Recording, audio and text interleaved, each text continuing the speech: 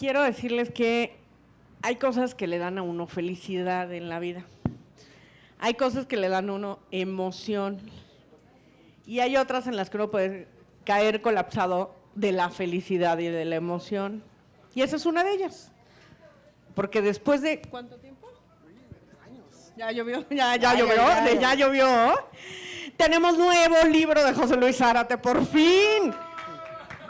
No tienen una idea. Después de, yo diría básicamente después de mucho tiempo, muchos twitters, muchas horas, logramos que SM publicara un nuevo libro que se llama Mutantes en el techo y otros rivales. Libro de cuentos. Y a ver, después de tantos años, ¿por qué empezamos con los mutantes? Algo pasó en medio. José Luis Zárate es uno de los escritores de verdad que más cariño le tenemos en esta brigada, y que ojalá nuestros editores pusieran más atención y publicaran muchos más de su obra. Es lento, pero seguro. Y te encanta la ciencia ficción. A los que no lo han leído no tienen idea. Les hace unas verdaderas joyas de historias en redes sociales. Y de pronto nos llegas con una novela juvenil. Tú no escribías pa' chavitos.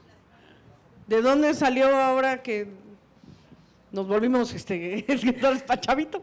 O los chavitos leen cosas de grandes, que esa es la otra, más bien.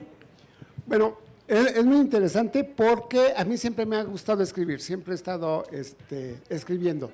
En los últimos años me hice alrededor de unos 40,000 minicuentos de twitters. 40,000. Tengo 40,000, sí.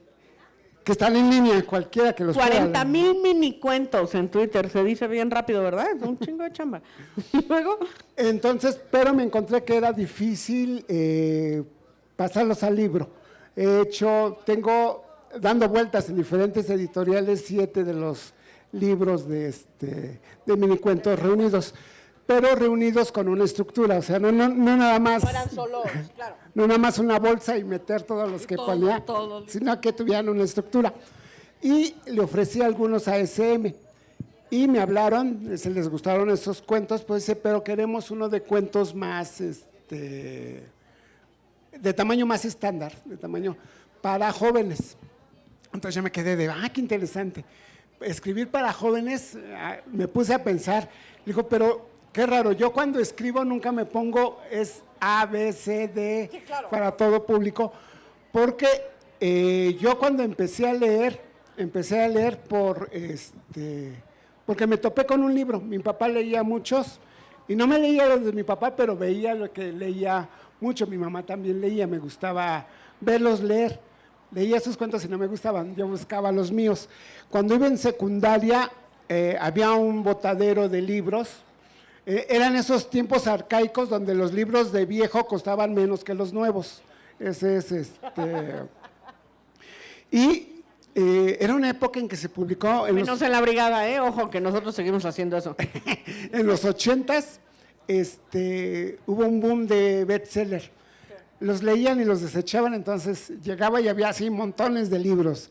Me leí Tiburón, me leí El Exorcista, me leí los de Irving Wallace, todo eso. Y además, a mí me gustaba mucho ir a los supers a leer. No había bibliotecas, donde yo vivía no había buenas bibliotecas. Entonces los super era mi biblioteca, y ahí aprendí algo que me ha servido mucho, que es la lectura veloz. Porque tenía que acabarme el libro antes de que alguien lo comprara. El problema es que eran tiempos de libros como Shogun, 2,000 páginas. No, bueno, o lo leías rápido o te quedabas, ¿qué pasó con el...? Entonces, me puedo acabar un libro de Stephen King en una noche. Luego no duermo, pero bueno, en una noche no, me lo puedo acabar. Y uno de los libros que más me sorprendieron, me volaron la cabeza y todo, en secundaria, que son como 14, 16, como 14 años, encontré baratísimos, 20 pesos, ¿qué sería? Como 5 pesos de entonces, unos libros de Bruguera. A mí me encantaban los libros de Bruguera, se autodestruían mientras uno los iba leyendo, saltaban las hojitas. No era necesario tener un marcador de hojas. Hasta donde estuviera mal pegado, hasta ahí iba uno. Y me encontré 3 que decía Borges prosa completa. Y yo me quedé, wow, prosa completa, ¿qué será, no? Agarré, los compré, los leí y me pasó algo fantástico. No entendí absolutamente nada. O sea, a los 14 años lees a Borges y te quedas así de, pues quién sabe de qué está hablando este tipo, ¿no? Pero lo que me gustó y me maravilló es que se veía que había un mundo más grande detrás de lo que yo leía y de lo que yo entendí, que no entendí nada. Había algo más, había un universo, había una lógica, había referencias, yo me quedé de, wow, esto sí me vuela la cabeza. Hay algo más grande que mi experiencia de chavito de 14 años gordito en Puebla, o sea, pero uno no lo sabe hasta que de pronto se topa en los libros que hay algo mucho más grande que la propia vida. Entonces yo quedé así de, wow, yo quiero leer más de esto, yo quiero hacer más de esto. Generalmente cuando a un escritor le dicen, ¿cuándo empezaste a escribir? Es una pregunta muy difícil de contestar, uno no sabe realmente cuándo, pero yo sí puedo decir, fue en segundo de secundaria con una tarea de el libro de Idolina Moguel, escribí un cuento, entonces yo escribí cuentos así de, ay, vamos a escribir cuentos, ¿no? Me gustó tanto el asunto que escribí un cuento para mí y luego le hice la tarea a todos mis cuates, ¿no? Yo me reservé el mejor cuento para mí, a ellos les pusieron 10 y a mí me pusieron 6, y eso porque le entregué. Digo, desde entonces como que no entiendo muy bien al público, pero dije, bueno, no, es muy divertido leer. A mí también me gustaba mucho desvelarme a ver todas las todo lo que no tenía que ver un niño en la televisión. Estamos hablando de los años 80, había 2 canales, blanco y negro. Sí, entonces yo veía Dimensión Desconocida, Esta noche a las 11, Alfred Hitchcock presenta, todas esas cosas que ninguna alma buena dejaría que un niño viera, pero yo así de wow, qué bonito. Y me gustaba mucho esa increíble maravilla de, uno no sabía qué iba a ver. En un canal estaba El Chavo del Ocho, en otro canal estaba Jerry Quinn, en otro canal estaba Viaje al fondo del mar. O sea, podías pasar de una vecindad al universo, a un crimen, a los extraterrestres, a la familia Adams.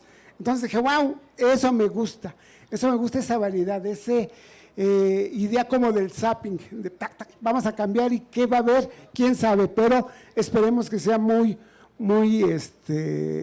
divertido, o muy interesante, o mínimo que me dé un atisbo de algo. Cuando empecé a escribir este libro, dije, ¿cómo lo organizo? ¿Cómo lo armo? ¿Sobre qué temas trato? Y dije, no, quiero un libro realmente diverso, un libro que hable de muchas cosas y de ninguno en específico. Cada cuento es un universo en sí mismo, hay ciertos personajes recurrentes. Está Shanto, el enmascarado, el ídolo de las multitudes, tiene 3 cuentos. En una se enfrenta contra las contra las momias de Guanajuato, otra era el perro aguayo, pero por cuestión de derechos es un hombre lobo, y otro con los mutantes en el techo, que es el cuento que le da nombre al título. También tengo unos cuentos que me encanta. En los años 80 todo el mundo era fan de los vampiros, todo el mundo quería los vampiros, ¿no? Era Lestat, era Tom Cruise, era Brad Pitt, y a mí siempre me cayeron gordos, a mí eran los millennials de los 80s, o sea, luego brillan, digo, como para acabarlos de odiar. Entonces yo decía un poco en broma y muy en serio que yo era de los pocos miembros del Van Helsing Fan Club. Entonces aquí hay 3 cuentos de Van Helsing, como tratando de dar una nueva perspectiva a los monstruos. Una de las tareas de la literatura, una de las cosas más difíciles que tiene que hacer la literatura es mostrarnos que hay más de una versión de los hechos. Cuando nos dicen, ¿cuál es el papel de la literatura? Pues espero que sea papel de buen kilometraje, que se pueda leer. Pero ¿cuál es el papel exacto de la literatura? Es ponernos en los zapatos de otro. Puede que no estemos de acuerdo con ese otro, pero podemos ver el mundo a través de sus ojos. Todos los absolutismos te dicen, todo es blanco o negro, o eres mi amigo o eres mi enemigo, o estás conmigo o estás contra mí. Pero uno sabe que una fotografía de alto contraste en que le pone mucho negro, mucho rojo o mucho blanco, no se ve nada. una excelente fotografía es entre más grises tiene. Creo que el papel de la literatura es mostrarnos todos esos grises, pero no tiene que ser absolutamente solemne, no tiene que ser así como que, yo voy a hablarles sobre la vida, yo qué sé la vida, no, nadie sabe qué es la vida, todo el mundo nos lo sospechamos y a veces no sabemos, y yo quería poner un poco de eso en este libro. Dicen, pero es para chavitos. Digo, qué raro, yo cuando veía las cosas nunca me pongo a pensar, es como chavos, es para adultos, qué cosa. Una de las cosas más simpáticas que me pasó apenas, estaba una película y digo, yo quiero ver la nueva de caricaturas, y me dijo, ¿no tendrías que ver las de adultos? Digo, no, ya, estoy en Story 4, quiero ver La Cucharita, a ver qué pasa, ¿no? Entonces, yo lo sigo disfrutando, me gusta Tarkovsky, me gusta La Cucharita, me gustan las caricaturas, algunas caricaturas son absolutamente densas. En YouTube hay pueden ver un capítulo del Hombre Araña que se va a la 8ª dimensión de una serie animada de los 70s. Si no es la escena más psicodélica, fumada, pacheca que una pueda ver, se puede ver, y era hecho para niños, o quién sabe para quién fue hecho. A lo mejor estaban tan pachecos que ya no sabían para qué estaban haciendo, pero la imaginación, los mundos que nos presentan son tan fantásticos que me gustaron mucho, ¿no? Este libro… Un segundo, acabas de tocar un tema buenísimo que yo el otro día, y lo quería contar porque el otro día de verdad me quedé aterrorizada escuchando a una locutora, no tengo ni idea qué estación era. Qué bueno que no me sé el nombre de esta mujer, porque sí lo diría en voz alta, porque me dio vergüenza lo que dijo, diciendo que no había que darle a los chavitos historias de ficción, porque si no, no iban a distinguir entre la imaginación y la realidad. Y yo de pronto me aterré. O sea, imagínate, y ahora resulta, ¿no?, que lo peor que le puedes hacer a un chavito, según esta babosa, es que se ponga a imaginar, ¿no? Si no hubiera imaginación, no tendríamos esa capacidad de tener tales cantidades de mundos paralelos, ¿no? Entonces, ¿qué papel juega la imaginación en todo eso y cómo la transformas en un personaje? Hay algo muy interesante. En México no le tienen mucho cariño a la imaginación. En México la literatura realista en cierta manera tiene mucho prestigio, pero es muy interesante porque la imaginación nos sirve precisamente para ver las cosas que no han pasado. Y muchos de lo que… Estás en un hoyo, te fuiste estaba abierta una tarjeta y acabaste allá abajo. ¿Qué vas a hacer?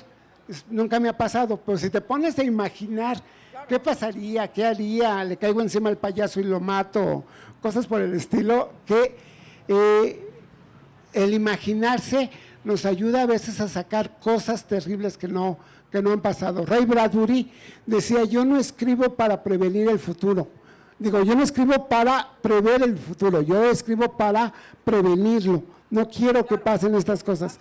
Si nos ponemos a imaginar horribles distopías, cosas donde todo sale absolutamente mal, no es porque queramos que todo sale absolutamente mal, sino que vean, si hacemos estas cosas, podemos ir hacia el mal. La imaginación nos sirve mucho, dicen, pero es que va a perder qué es imaginación y qué es la realidad. La realidad ya perdió esa distinción hace mucho, ya la verdad ya nos dicen cada cosa y se piensa qué fumada está nuestro mundo diario. Cuando uno habla de su libro, lo habla bien bonito, está precioso, está 169 pesos allá atrás, pero a mí me gustaría leerles un pedacito, o sea, porque es muy chido decir que está, pero más vale presentarlo. Este es un diálogo de dos voces. Como no soy muy buen locutor, los escritores no somos muy buenos leyéndolos, pero bueno, ahí va. Se llama Gracias por llamar. Gracias por llamar al santo, el ídolo de las multitudes. Nuestro menú cambió. ¿Qué? Bueno, para contrataciones, peleas de campeonato y eventos, presione 1. Para entrevistas, sesiones de fotos y autógrafos, presione 2. Hable más rápido, hable más rápido. Monstruos, criaturas del más allá, mutantes, presione 3. 3. Buenas noches. Buenas noches. Esta conversación puede ser grabada para fines de calidad. Hay criaturas mutantes en el techo. Para oír nuestro anuncio de privacidad, presione 0. ¡Oh, demonios! En breves instantes, una operadora lo atenderá. Están rasguñando las ventanas con sus garras, aletean en las puertas, tratando de entrar. Arrancaron el tinaco y lo arrojaron a la calle como si no pesara nada.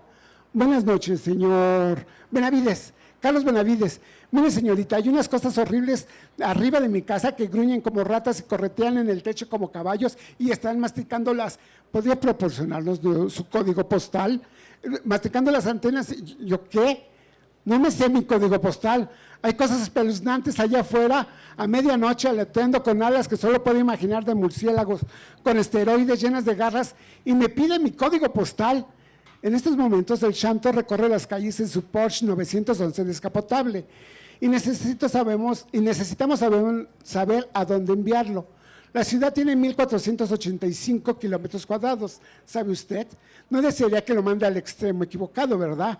Marta, ¿cuál es nuestro maldito código postal? Micho no ha regresado. ¿Crees que esas cosas coman gatos? Marta, el código 23750, creo. 23750, señorita. Oh, le agradaría saber que es el tercer reporte de la zona. A nadie le agrada tener monstruos en el techo masticando a su gato. Micho. Quiero decir, señor, que el ídolo de las multitudes está atendiendo el problema en su zona. Miau. Le recomendamos permanecer dentro de su casa u oficina y no abrir las puertas ni ventanas a las criaturas demoníacas del más allá. Marta, ¿qué estás haciendo? Abriéndole a Micho. El gato tiene vidas y nosotros solo una. Pero, miau. No, Marta, no. Pero Michito. Marta, ¿el gato o yo?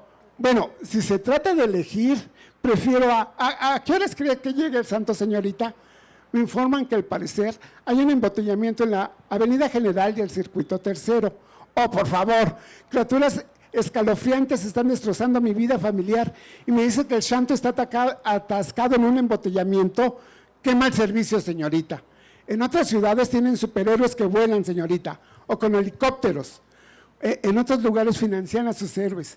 ¿Sabe usted cuántos millones dedica Industrias Wayne a su héroe? Será para evadir impuestos. Sí, pero en esta ciudad nuestros multimillonarios prefieren tener patéticos equipos de fútbol. Ah, no metan mis colorados tricampeones en estos. ¡Miau! Carlos, señorita, espere. Me informan que el Shanto se encuentra atendiendo a su solicitud en este momento. ¿Qué? Si aún no…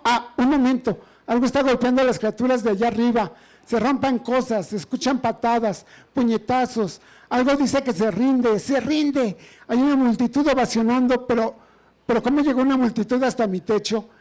El servicio de soundtrack es gratuito, señor. Tocan a la puerta, señorita. Es seguro ya abrir. Buenas noches. ¿Es este su gato, señora? ¡Shanto! ¡Michito! Gracias por llamar a mi número. Combatiendo a criaturas del mal desde hace 50 años. Pues no se ve tan viejo. En fin, solo eran alcaloides de la luna. Si regresan, pueden ahuyentarlos con jugo de limón o marcando a mi línea de nuevo. Buenas noches. Gracias por salvar a mi gato. Marta, acaba de salvarnos a nosotros. Espere, ¿cómo que con jugo de limón? Me informan que ya se acabó su emergencia. Gracias por llamar al Shanto, el ídolo de las multitudes. ¿Podría llenar una encuesta? Si recomienda nuestro servicio, marque 1. Bueno. Gracias.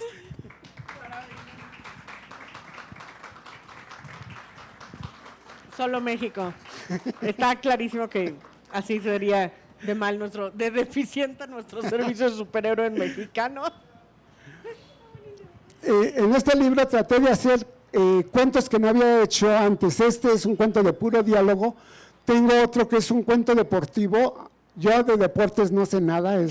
Me dicen, ¿qué deporte te gusta? Digo, hasta el Quidditch no me gusta. O sea, me aburro, pero dije, bueno, voy a hacer cosas que no hice. Hice un cuento deportivo largo en este libro. Hay cuentos de horror, hay cuentos de fantasías, hay cuentos simpáticos, hay de todo. Quería que fuera una especie de zapping literario, que no supiera uno qué iba a hacer. Hay tonos de voz y trataba, pero sobre todo que todos fueran entretenidos, que todos fueran muy rápidos de leer, divertidos de leer, y a veces te dejan cosas. Hay un par de cuentos de miedo que los leí y digo, bueno, están un poco como no muy aptos para chavitos, pero digo, no, si los que más me gustaban eran los que no eran aptos para mí. Es también un poco de miedo, tampoco no hace, bueno, yo digo eso. No la realidad mexicana que tenemos, sí, pues, no creo que supere el cuento de miedo que hiciste, ¿no? Sí, en la literatura el miedo, por suerte, se acaba cuando cierras el libro, cosa que no puede pasar. Cosa que no pasa en la realidad, así que no está tan grave. Lo acabas de presentar en la Feria del Libro en la FIL Guadalajara. Está calientito, recién. Calientito, recién. ¿Cómo te fue?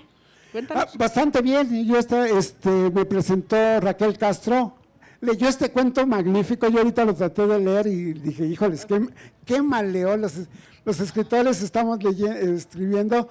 Cuando un escritor escribe, tiene una voz interna que habla como locutor de la BBC. O sea, oh, qué voz tan preciosa, ¿no? Luego uno lo trata de leer y dices, Dios mío. Y se le va la voz de la BBC. Tiene la voz de la guapachosa, 240, entonces. ¿Y los chavos en la presentación? Se divirtieron bastante, estaban muertos de la risa con el libro. Y otra cosa que traté de poner fue un par de creepypastas actuales.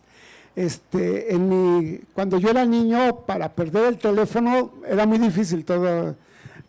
Si querías hablar y en la calle tenías que tener un cable muy largo para poder hacer.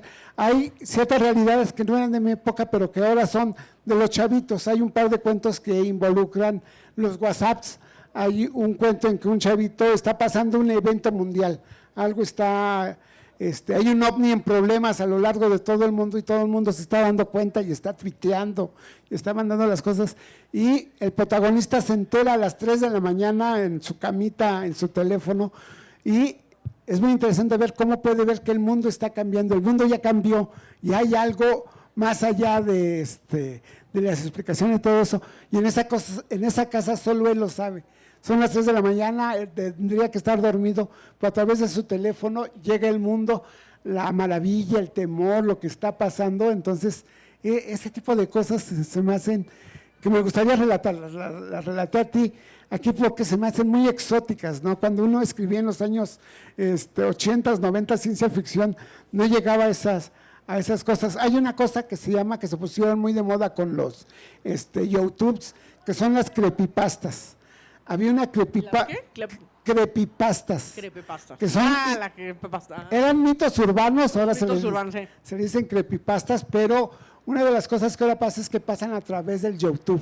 O sea, no es que el primo de mi primo dijo que vio el monstruo en la esquina y le relató a su novia, que le contó a un amigo, etcétera, sino que uno puede accesar a través de ellos. Unos chavitos están, hace cuestión de 5 años se puso muy de moda un monstruo mexicano que decían el Charlie, que ponías unos lápices entonces dije, mira, quería escribir una historia a eso, y dije, pero Charlie no se me hacía un nombre mexicano, así que le puse Kevin, ¿no? El Kevin se me hace más mexicano, ¿no? Que Charlie no era mexicano, pero Kevin sí. Entonces, arranca el libro con ese cuento, un cuento de miedo, que uno se pregunta, ¿por qué alguien haría esas cosas? Si sabes que va a salir un monstruo terrible a comerte, ¿por qué pones los lapicitos y dice la invocación? El cuento trata de indagar sobre esas cosas, y suena muy serio, suena muy solemne, pero uno de los chistes también de escribir, a mí me gusta mucho leer, que sea entretenido. Me gusta muchísimo entretenerme leyéndome, ¿no? No es cierto, cuando yo me leo ya me conozco demasiado, ¿no? Pero cuando yo leo, quiero que sea divertido, que sea interesante, que sea simpático. Incluso las cosas más horribles son las 3 de la mañana y estás sufriendo con un libro de horror, pero te estás divirtiendo en cierta manera estás viendo otro mundo, otro universo, estás viendo el horror con cinturón de seguridad. No importa la horrible atrocidad que haga la bestia Lovecraftiana, no te está masticando a ti, pero leyendo puedes hasta sentirlo, ¿no? Entonces, ahora sí que puedes estar en primera línea, en la línea de fuego, totalmente a salvo con los libros, y a mí eso me gusta, ¿no? Entonces, quería que este libro fuera básicamente divertido de leer. Divertido no quiere decir que esté plagado de chistes, divertido quiere decir que sea interesante, que digas, ay, qué aburrición, ya me soltó la moraleja y te portas bien por esto.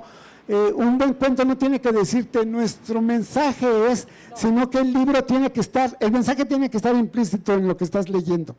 Si no, pues no tiene caso, ¿no? Mandas un telegrama, pórtate bien, ¿no? Coma verduras, Mi tío Benito Taibo lo decía muy bien, decía, a ver, el mejor libro de autoayuda es el que no dice autoayuda en la portada, ¿no? Es el que más te va a ayudar, ¿no? Y esta idea de que de pronto tiene que ser, yo discutía hoy con un profesor de preparatoria que vino a la feria, vino a comprar unos libros hace rato, y discutía con él qué era más difícil, hacer que un adolescente que no tiene la costumbre de leer, leyera, o intentar que un adolescente que lee basura de autoayuda leyera literatura. Y me decía, no, lo segundo. Y me decía, porque el problema es que la basura de autoayuda ni te ayuda, ¿no? Ni hace que pesques el gusto por la lectura, ¿no? Entonces, no logras, es súper difícil lograr que un chavito que de pronto ya entró en este círculo de, ¿cómo son? No me roben mi queso, ¿cómo fue? Sí, ¿no? Sí. Y el que sigue, y el Carlos Cuauhtémoc Sánchez, y el quién sabe qué, y el, ¿no? Logre de pronto darse cuenta que un libro de Emilio Salgari le va a ayudar, le va a dar muchas más herramientas en la vida, ¿no? O los Tres Mosqueteros te van a enseñar mucho más sobre la amistad y sobre el valor y sobre qué es lo que tienes que pelear que un libro de Carlos Cuauhtémoc Sánchez, ¿no? O un libro de, ¿no? Entonces, cómo volver de pronto a los clásicos de la literatura, sobre todo para chavos, pues te dan mucho más, y no están pensados en voy a ayudar al chavito, ¿no? O sea, perdón, esa cosa no, así no ayudas, ¿no? Ayudas sentándote, escribiendo, ayudas con el lenguaje, que era una cosa que discutimos ayer. Si alguien entonces vino ayer, que estuvo Alberto Chimal, que presentamos su libro, una de las discusiones era esa, ¿no? O sea, el lenguaje, el decir, a ver, que de pronto tengamos a unos chicos más jóvenes que estén perdiendo la cantidad de lenguaje que estamos usando, no quiere decir que tú como escritor tengas que escribir, mucho menos, al revés, intenta enriquecerles el lenguaje para que no lo pierdan, ¿no? Hay algo muy interesante, el libro de Alberto Chimal, Zona M, sí. La noche en la Zona M. La noche en la Zona M, es de una exquisitez literaria, o sea, cómo escribe, uno lo ve así de cada página, ¡wow!, qué bonito escribe, y escribe de la forma más increíblemente difícil que pueda uno escribirse, de tal manera que no parezca difícil, de tal manera que parezca casi una plática real, pero para que parezca eso, híjoles, la exquisitez literaria que hace es mucha. Muchos dicen, hay algo muy interesante, los libros de autoayuda no son libros de literatura, son libros que tratan de decirte, la vida es así. Según cada autor dice, la vida es esto, la vida es lo otro, la vida es esto, pero no estás leyendo para enterarte, estás leyendo para que alguien te dé una directriz de cómo vivir tu vida. Y, híjoles, la vida es tan diversa que la verdad, pues las directrices no sirven de mucho, ¿no? Sé feliz, pues sí, si supiera cómo, pues ya Aléjate de las personas tóxicas. Ojalá te dijeran, primero sé feliz, primero te dicen, es usted un idiota y le voy a vender 14, cómo ser feliz en 14 tomos, ¿no? Entonces me nos ayuda. ¿Cómo hacerme millonario? ¿Cómo hacerte millonario? Compre 5,000 de estos libros. Exacto, ¿no? Por eso me gusta el poder presentar literatura con personas que sabemos, ¿sí?, que se van a enganchar. O sea, se los decimos a mis amigos, no saben, es un vicio, Zárate, empiezas a leerlo y no paras. Y no les quiero contar de los 40,000 tweets que puso, cuántos debo de haber leído. Porque de verdad es un gusto por la imaginación y por darle la vuelta de tuerca y por volver a contar mi historia y por volver a buscar con qué otras palabras, con qué otro significado, cómo puedo, ¿no?, volver a jugar con ese cuento clásico, con ese chiste o con ese personaje como el santo, ¿no? Y eso yo creo que tiene un valor muy rico y que tenemos además que transmitírselo como a las siguientes generaciones, ¿no? Y además tiene que ser divertido. Yo en secundaria tuve una maestra que tenía las mejores intenciones del mundo y nos dejó de tarea de vacaciones leer El Quijote a chavitos de 14 años que no habían leído antes nada, con un lenguaje increíblemente revesado que tiene Cervantes. En realidad vacunó a toda una generación, porque además, si no lo leíamos, nos reprobaba. Entonces, era una lectura obligada y se hacía desagradable. Yo con un amigo aposté, yo lo acabo primero, no, ¿y qué apostamos? Unas hamburguesas, órale. Por unas hamburguesas me leí el Quijote. Es un buen incentivo lo de las hamburguesas para leerse el Quijote, la verdad. Y me encantó, había partes que muchos años después todavía me quedan. Hay una parte que no se ha mencionado casi de Cervantes, en el que se iba mucho por las ramas. En el Quijote hay un montón de disgregaciones que no tienen nada que ver con las aventuras del caballero. Y cuentan la historia de una pastora de ovejitas, en el que alguien se enamora de ella, le escribe poemas, la sigue, todo eso, y como no le hace caso, le caen mejor los borreguitos, se suicida. Y el pueblo se vuelve en contra de la chava. Qué mala eres, porque no le hiciste caso, y lo que dice la chava yo estoy con mis borreguitos, esto es lo que a mí me gusta, esta es mi vida, yo no soy responsable de la vida de otro. Y a los 14 años que te avientan esos rollos, uno se queda de wow, qué chido está, y échenle un ojito. Hay cuentos de ciencia ficción extrañamente en el Quijote, unos haciendo una broma, al Quijote lo suben en un caballo de madera, le vendan los ojos y le hacen un viaje de realidad virtual. Y ahorita está flotando, mueven el caballito, estás volando sobre la tierra, ya llegaste a la luna, etcétera. Entonces, pero la mayoría de mis compañeros odiaron a muerte el pobre libro y odiaron a muerte los siguientes libros. ¿Por qué? Porque era una obligación. Digo, no, leer es muy chido, pero leer es muy chido porque tienes que encontrar también lo que a ti te gusta. A mí, por ejemplo, hay libros que yo considero imprescindibles, pero no considero que todos tengan que considerar imprescindibles a mis libros. Es decir, lo que a mí me gusta le puede no gustar al de enfrente. A mí me encanta Sherlock Holmes, estoy loco por Sherlock Holmes, ¿no? Incluso le he hecho un par de cuentos. Me gusta como le dicen en España le dicen pastiches. Los pastiches, que es un homenaje tomas al personaje y le haces un fanfic, por así decirlo, ¿no? Pero pastiche siempre se me imaginó como un helado de pistache, algo rico y bonito.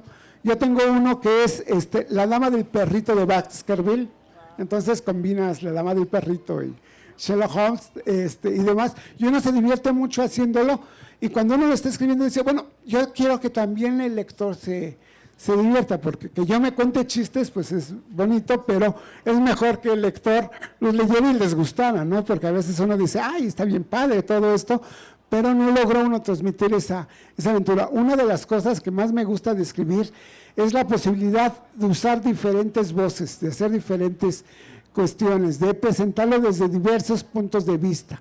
Hay algo ahora que es muy extraño, que dices, no puedes hablar como el villano, no te puedes poner en los zapatos del villano. Y uno dice, no, eso es lo más terrible, cuando te das cuenta que el villano no se considera villano, el villano dice, no, todo lo que estoy haciendo está bien, así como dices, oh, qué horror. Vas viendo qué es lo que puede permitir que ciertos monstruos se sientan re bien consigo mismo. Uno dice, ¿cómo? A Salinas, sí, ¿cómo pueden? Salinas no tiene ni medio remordimiento, ¿no? Se chupa su cabrita antes de dormir y ya se duerme tranquilo ahí colgado del techo. Entonces, a mí lo que me gusta de la literatura, y trato de que haya en la mayoría de mis trabajos, es una variedad de perspectivas, ver todas las cosas desde un punto de vista diferente. Si nosotros, yo siempre digo, un escritor está construido de sus lecturas, ¿no? Si nosotros de pronto pudiéramos abrir a José Luis Zárate, ¿qué lecturas nos encontraríamos o qué personajes construyen por dentro a José Luis Zárate? Híjoles, es que a mí me gusta… Como un Frankenstein, compadre, ya quiero verte. De chile, de mole y de manteca. Por eso. Cuando yo empecé a leer, estaba muy de moda la película de Tiburón. Fue la primera película de verano, ¿no? Todo el mundo hablaba de Tiburón. Salieron chocolates Tiburón, hacía un montón de cosas de Tiburón. Y yo no podía ir a ver la película porque no era para niños, entonces así de chin. Pero en el botadero estaba la novela de Tiburón, así un tochote enorme. Entonces, estoy leyendo la novela de Tiburón. Cuando fui a ver la película me quedé de, wow, es otra cosa. La película de Tiburón de Spielberg es el ocaso de un dios. Estamos viendo la muerte de una deidad. Las escenas finales lo dejan muy claro. El libro de Tiburón hay personas que consideran que es mejor matar a alguien a perder un centavo de sus bienes. Entonces, son dos cosas muy diferentes. Y me di cuenta de, wow, puedes decir cosas muy complicadas, muy difíciles, muy interesantes con el libro. Las imágenes me encantan. Yo soy un hijo de mi época. Yo he leído un montón de libros, pero he visto montones de películas, montones de series, y muchas de las cosas son visuales, ¿no? Cuando me dicen, ¿qué es mejor? ¿La lectura, las letras o las imágenes? Pues en esta época no puedes decidir porque estás bombardeada por ambas, ¿no? Es más, ganan las imágenes en cuanto a bombardeo, pero yo amo ambas. Entonces, cuando dicen, había una frase muy bonita de alguien que decía, ¿no? Una de las grandes tragedias de mi vida fue la muerte de Werther, que se suicida por amor y todo eso. Una de las grandes tragedias de mi vida es que mataron a la mamá de Bambi. Sí. O sea, como niño uno lo sufre, ¿no? Es muy chistoso porque cuando fui a ver El Rey León con mi hijo, que estaba chiquito, digo, ¡chin! Matan al Simba. Dije, uy, otro trauma, ¿no? Y se voltea mi hijo muy simpático y me dice, papá, nunca te olvidaré cuando te mueras. ¡Au! Segundo trauma, pero para mí. Entonces uno dice, wow, puede seguir. Ahora hay unas nuevas perspectivas, hay unas perspectivas muy interesantes. Yo jamás se me habría ocurrido esa frase, ¿no? Entonces, digo, wow, hay tanto que ver. Una de las cosas que más me caen gordas de cierto tipo de libros de superación personal es que te dicen, la vida es así, no hay más. Yo como escritor, como gente que estoy tratando de hacer historias, la vida es quién sabe qué es, está bien complicada, está muy difícil, está muy padre. Alguien que te diga, yo ya lo he visto todo, es que tiene mala los lentes, mala la graduación, porque la verdad uno nunca acaba de ver qué es lo que de lo que hay. Quien está cansado de vivir, tengo la ligera impresión de que no ha vivido realmente mucho, ¿no? Y además cuando dicen, no, yo ya no quiero saber del mundo, pues el mundo no te va a pedir permiso para estar dentro de ti, tocar a tu puerta y ver todo lo que está dentro de ti, ¿no? Entonces, si de pronto te dieran a escoger entre escribir y leer, nomás puedes hacer una, ¿qué ganaría? Leería en voz alta y le iría cambiando cosas. Una de las cosas más, todos los que te dan taller de literatura te dicen, para escribir tienes que leer. A mí me encanta leer porque muchas veces estoy leyendo, está bien padre el texto, y de pronto dices, se va hacia otro lado el autor y dices, no, me hubiera gustado que se hubiera ido para, ya mató a pero era el que me caía bien, cómo me cae gordo el chico bueno, ¿no? Y de pronto le brillan uno los ojos y dices, y si yo me voy para allá, y si yo hago esto, y si, creo que es una de las partes más padres del asunto de escribir, ¿no? Hay cosas muy interesantes. La escritora que hizo 50 sombras de Grey era una escritora que hacía fanfics. Los fanfics son historias imaginadas de personajes ya establecidos y les hacen historias sexuales. ¿Qué tal si Kirk se enamora de Spock? ¿Qué tal si el llanero solitario es zoofílico y cosas por el estilo, ¿no? Entonces, esta escritora hizo una serie de fanfics sobre Crepúsculo. Le gustaba mucho el vampiro que veía, pero consideraba que le hacía falta sexo. O sea, como que por eso brilla tanto, ¿no? Nadie lo ha tocado, está sin sacar del envase, ¿no? Entonces, empezó a hacer fanfics de sadomasoquistas con los personajes de Crepúsculo. Una editora lo leyó y le dijo, no, esto está chido, no lo desperdicies. Mira, cambiamos cosas, vamos a cambiar de parásito, el vampiro es una especie de, hay que cambiar de parásito a chupasangre, cámbialo de vampiro a millonario, órale. Está bien fácil, ¿no? Total. Y a la tipa de chavita de secundaria que no sabe nada, reportera de secundaria que tampoco sabe nada. Salió y fue el mega, super, ultra éxito de él. Y es muy interesante. Esta escritora agarró y dice, esto me gusta, ¿qué tal si me voy se fue para un sadomasoquismo like? Entonces sacó un universo enteramente nuevo de uno que ya existía, ¿no? Entonces, uno lee esas cosas y dice, y no se le ocurre a uno esas, cada vez que he tratado de hacer cosas así de voy a hacer mi bestseller, me da tanta risa como queda que digo, no, mejor lo hacemos es muy chistoso, cuando trato de hacer un texto para vender, de inmediato se me va hacia otro lado y acaba siendo un cuento que me gustaría contar. Quién sabe si se pueda vender, pero me gusta mucho contar, me gustaría leerlo. Uno de los cuentos que más me han gustado a últimas fechas que escribí es uno que me lo pidieron para una antología mexicana de zombies. Me dijeron, el chiste es que tienes que hacer un cuento de zombies que solo tenga sentido que lo haya hecho un mexicano o que esté en México. Es decir, no hagas Walking Dead, nada más, en vez de estar en las afueras de Nueva York, lo pones en las afueras de Pachuca. Y todo igual, ¿no? Tienes que cambiarle algo que sea muy... Y yo hice un cuento que se llama Día de Muertos, en donde se narra un Día de Muertos, la familia va al panteón, van a dejar sus ofrendas. El único giro es que los muertos son muertos vivos. Tus muertos siguen ahí, están, ahora sí que en el nicho los encadenan y los quieren mucho porque son nuestros muertos. En México queremos muchos a nuestros muertos y les llevan las cosas que les gustan. Como los zombies son muy mordelones, les hacen bonitas mascaritas así para que no puedan morder. A los niños, a los niños se las hacen de robots con foquitos y todo eso, a las abuelitas de estambre.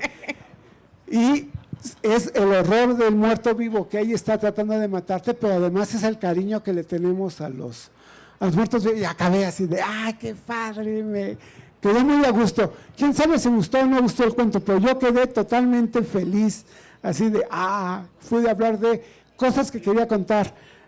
Ese cariño que tenemos a los que se van, ese cariño que a pesar de las circunstancias tenemos a la familia, cosas así, ¿no? Entonces, suena así bien,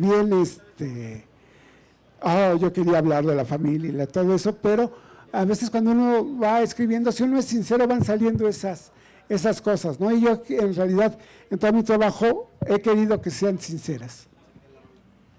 Fíjate que ahorita que contabas sobre Ahora que hablabas sobre cómo los finales, ¿no?, alternos y cómo de pronto pensar en otra todo continuo, y de pronto pensar como en otra opción, resulta que hace varios años, no sé si alguno de ustedes recuerde, que a Zedillo, estamos en el sexenio de Zedillo, y se les ocurrió volarse a los niños héroes de los libros de historia. Y entonces un escandalazo, porque a la hora de abrir los libros de historia, pues habían volado la mitad de la historia, ¿no? Y entonces mi padre estaba tan encabronado con la historia, ¿no?, con que se habían volado a los niños héroes de los libros de historia, y cómo los niños iban a estudiar y no iban a saber quiénes eran los niños héroes. Y entonces dijo, bueno, pues, ¿por qué no hacemos lecciones de historia patria para insertar en tu libro? Y entonces revisó todos los capítulos que se habían volado en la historia y los escribió y los publicaba en la jornada. Entonces tú, una vez a la semana, ibas, recortabas, ¿no?, recortabas uno en 4 hojas, lo plegabas y lo metías entre la página 25 y 27 y te contaba una historia alterna, ¿no? Y yo de pronto pensaba, ¿por qué no? Pues habría que hacer eso. De pronto, pues no te gustó tanto lo que te están contando, pues órale, ¿no? Ahí te dan chance, engrapas tu cacho de historia, metes tu versión alterna al libro, ¿no? Y continúas, ¿no? Y creo que es válido de pronto decir, bueno, pues podría haber mejorado, ¿no? O como cuando de pronto se te está cayendo un libro y dices, hijo, mano, iba muy bien, chin, mano. ¿Cómo le hace eso al personaje? ¿No? Pues no. Entonces escribes, engrapas y te quedas con tu versión. A mí me gusta mucho pensar en finales que sean estéticamente bonitos. Hay una dibujante, Montaña con Dientes, Gámez, decía que la gran tragedia del final de El Bello y la Bestia es que la chava se enamora de la bestia. Agarran, rompen la maldición y el final es que acaba con un miserable humano. Ella quería la bestia, esa cosa que queda ahí, dice, se le hacía que era un final triste. Entonces, digo, ¿y qué tal si al darse cuenta que ya no checaban, el príncipe empezó a hacer butargas y se fue volviendo furry? Entonces ya quedaron de nuevo enamorados, ya de nuevo era la cosa enorme peluda de la que quería la bella, ¿no? Entonces dices, puedes imaginar finales felices. El final de la Sirenita de Christian Andersen es horrible, o sea, pobrecita Sirenita, no logras el amor verdadero, la traición del príncipe, o sea, es peor que tragedia mexicana, ¿no? Le va peor que a Tizoc, a la pobre, no, imagina finales felices, finales o estéticamente bonitos, ¿no? A mí me gusta mucho imaginar cosas que no hay. En Twitter y en Facebook, mi cuenta es joseluis.zárate en Facebook y todo minúsculo José Luis Zárate en Twitter. Tengo una serie realmente grande de cuentos sobre Penélope, de la Odisea. En la Odisea, Penélope queda a cargo de Ítaca y es asediada por 108 pretendientes que quieren que se case con uno. Odiseo se va a tardar 20 años en regresar, o sea que hay 20 años no tiene rey Ítaca, y ella, en cierta manera, quien se case con Penélope va a ser el nuevo rey de Ítaca, ¿no? Entonces, 108 pretendientes están chingue de escógeme. O sea, no podía haber reinas, ¿no? Ahora sí que, hola mi reina, ¿qué tal? Sí, etcétera. Y el texto original ha puesto a Penélope como la esposa sufriente que va a sufrir 20 años en soledad absoluta, bajo asedio. O sea, yo lo leía y sentía bien feo por la pobre Penélope, ¿no? Entonces, yo empecé a pensar en una serie de cuentos en que Penélope se empieza a aprovechar de los 108 galanes, ¿no? En realidad, hay un cuento en que ya están todos perdidamente enamorados de Penélope, hacen cualquier cosa por ella, y de pronto se quedan de, oye, ese no era el plan, se supone que ella era la que tenía que caer, y yo estoy bien contento escribiendo así, otro cuento de Penélope, aprovechándose de los pretendientes, sí, ahí estoy, y me siento muy contento, me gusta esas versiones de compongamos lo que no nos gusta. Hay una frase que a mí me gusta, el símbolo es de quien lo trabaja, hagamos nuestros símbolos, contemos nuestras historias como nosotros queramos contarlas. A mí, por ejemplo, tengo varios textos ahí contra el tirano, a mí me caen gordos los tiranos, ¿no? Y como que hay una revaloración del tirano y dices, no, vamos a hablar que es gacho, vamos a hablar vamos a hablar mal de Hitler, me cae gordo el tipo con el bigotito, ¿no? Tiene una foto de publicidad que está con traje tirolés, se ve realmente ridículo, pongamos estas cosas, véanlo, pintaba de la fregada, vean qué mal pintaba Hitler, o sea, entonces hablemos mal hagamos ver a los villanos como villanos, ¿no? Hay algo muy interesante porque ahora ha habido un giro muy extraño hacia la derecha, un giro hacia, vamos a hablar bien de los fascismos, y uno dice, no, hay que hablar mal de los fascismos, hay que ver cuáles son los problemas. Hay que contarlos, ¿no? La literatura, los cuentos, la imaginación nos puede ayudar a todo ello. Bueno, y nos los advirtieron, además. Y nos los advirtieron y no hicimos caso y no lo leímos, ¿no? Pero hay una cita de Oscar Wilde que dice, alguien que dice, ya no voy a escribir porque todo está dicho. Dice, pero no importa, hay que volverlo a decir porque nadie me está escuchando, ¿no? Entonces, hay muchas cosas que hay que volverla a decir, y hay que volverlas a decir cuando una tía nos suelta el sermón, dejamos de oír a la tía, ponemos cara de sí, muy bonito, pero no estamos oyendo nada, ¿no? Hay que decirlo de maneras, hay que involucrar, no solo aventarle el rollo, vean, ofrezcamos esto, vean, ustedes decidan si es bueno, si es malo, pero tengan más que una versión, ¿no? Y hablando de solo una versión, los escritores nos aventamos así de bla, bla, bla, hablamos muy bonito, como nos las pasamos en nuestra casita con hoja en blanco y todo eso, cuando nos dan un micrófono, pues ahora sí que exagera uno y no dejo hablar ni a mi pato. Si tienen alguna pregunta, algún comentario, aunque no tenga nada que ver con lo que hemos dicho, incluso a veces es mejor todavía. Sí, ¿qué opinas de Acuario o cosas por el estilo? Yo les podemos hablar de cualquier cosa, Les quería contar una cosa que me sorprendió mucho ahorita que decía sobre los fascismos, una cosa que me sorprendió mucho, extraña por una muy, pero muy extraña razón. Por lo visto, hay una nueva editora en la revista Vogue, esta revista súper conocida de moda, no sé cuánto. Y hace unos años hicieron algo que podía ser como la cosa más frívola del planeta en la vida, que era Vogue adolescentes, ¿no? Y decías, chale, qué cosa. Bueno, pues resulta que hace, más o menos yo calculo que con unos 2 años, hay una nueva editora. Y entonces de pronto dijo, bueno, pues tengo esta plataforma, bien o mal existe, bien o mal le va a llegar a una población de adolescentes que les interesa la moda, ¿no? Voy a empezar a meter temas que creo que es importante que los adolescentes lean dentro de, ¿no? Entonces empezaron con cosas de historia, empezaron cosas sobre qué era lo que estaba pasando en el fascismo, cosas de feminismo, ¿no? Y yo, no, o sea, cada vez me asusta más porque todos los meses de pronto sale una cosa que digo, mira nomás tú, o sea, ¿cómo se les ocurre en esta revista esto? Qué buena idea que los adolescentes estén leyendo eso.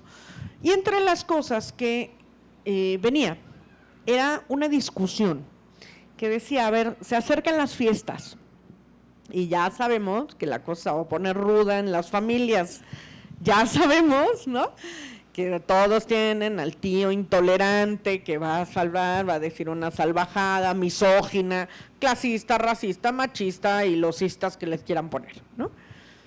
Y entonces decía, ¿y qué pasa? Pues que todos hacemos lo que normalmente hacemos, pues comes más pavo, te vuelves cada vez que el tío abra la boca o que la hermana o la prima abre la boca, tú te echas otra cucharada de romeritos, lo que dice la salvajada, ¿no?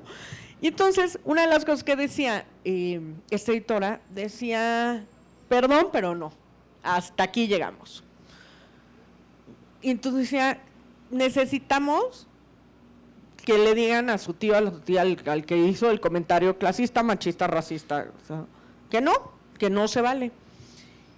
¿Y por qué es importante que lo digan ustedes? Decía, esta mujer decía, porque probablemente, y el 90 y no sé qué % de los chavos que van a leer esta revista son las chavas son blancas, ¿no? En un privilegio blanco, está. A ustedes, desde donde están ustedes, desde esa misma clase social, desde ese mismo, es mucho más fácil que tu tío, tu tía o el primo o el que diga esa salvajada te escuche a ti, que se lo escuche al otro que es diferente, aunque le diga exactamente lo mismo. ¿Por qué? Porque como es diferente, inmediatamente lo voy a sentir como un ataque. Si viene de mi misma posición, de mi misma clase social, a veces hasta de mi mismo sexo, ¿no? Voy a tener más posibilidades de realmente escuchar lo que estás diciendo. Y entonces les decía a los adolescentes, perdón, pero no se callen. Por favor, estas fiestas, díganlo con la mayor amabilidad, con el mayor respeto sobre el otro, pero no se lo callen, ¿no? Y de verdad, y dije, wow, ¿no? Normalmente en cualquier otra revista, pregunta debe de decir, esta Navidad tú sonríe y sigue tragando pavo antes de que se armen los madrazos en la mesa, ¿no? Y decían, pues es que es la única forma, o sea, si no logramos, dices, vienen estos fascismos, ¿y qué pasa? Pues ni modo que te sigas, ¿no? Sigas callado y no digas nada, ¿no? Y mi teoría es, díselo con libros, ¿no? O sea, ¿quieres discutir sobre el tema? Llégale. ¿Por qué? Porque opción A, lo vas a callar, opción B, va a tener que leer el libro para discutirlo contigo. Ya cuando lo termines, discutimos, ¿no? Entonces, por lo menos lo pusiste a leer al otro, ya de algo, ¿no? Algo sirvió, pero sí me sorprendió muchísimo, ¿no? Que de pronto dijeran eso y que además estuviera como replicando, como decir, a ver, chavos, hasta aquí. O sea, si tienen el tío que dice es que el cambio climático no existe, perdón, pero no se callen, ya no se callen, porque si ahorita se callan, ya valimos, ¿no? Hay un libro juvenil, lo pone como juvenil, aunque el escritor lo escribió para sus 2 niñas, que se llama La colina de Watership, que es la historia de unos conejitos que viven en una madriguera sobrepoblada. Un grupo de conejos dijeron, hasta acá, se van al campito a buscar un nuevo sitio donde poner su nueva conejera. Se encuentran con 2, 3 conejeras ya establecidas, se dan cuenta que no les gusta y se van a otro lugar. Así es, bonita todo eso, pero Richard Adams, que fue el escritor, logra en ese cuento que hablan de conejitos, hablarte del fascismo, hablarte de la opresión. Hay una conejera que mágicamente llegan y aparecen frutitas, zanahorias afuera, los conejos están bien contentos, no tienen que trabajar, prácticamente salen, comen y engordan. El único problema es que el granjero les pone esas cosas porque le gustan los conejos gordos y cada X tiempo un conejo desaparece. Cada X tiempo los otros conejos se dan cuenta que desaparecen alguien de vez en cuando y que lo mejor que pueden hacer es huir, pero están demasiado cómodos. O sea, es demasiado buena onda de que estás bien gordito, no hay frío, si aparece un zorro, ¡pum!, lo matan, o sea, nada. Lo único que tienen que aceptar es que cada X tiempo muera alguien. Y los conejos empiezan a modificarse a sí mismo. El ¿dónde está? O ¿dónde estás? Se convierte en una palabra prohibida. No se pueden decir dónde estás. Y los únicos que hablan de ese asunto son los poetas de la conejera, que están locos de angustia.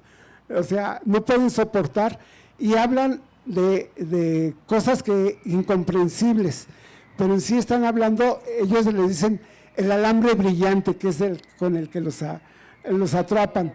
Y todos los conejos de visita se dan cuenta que el único cuerdo es el conejo loco en la madriguera.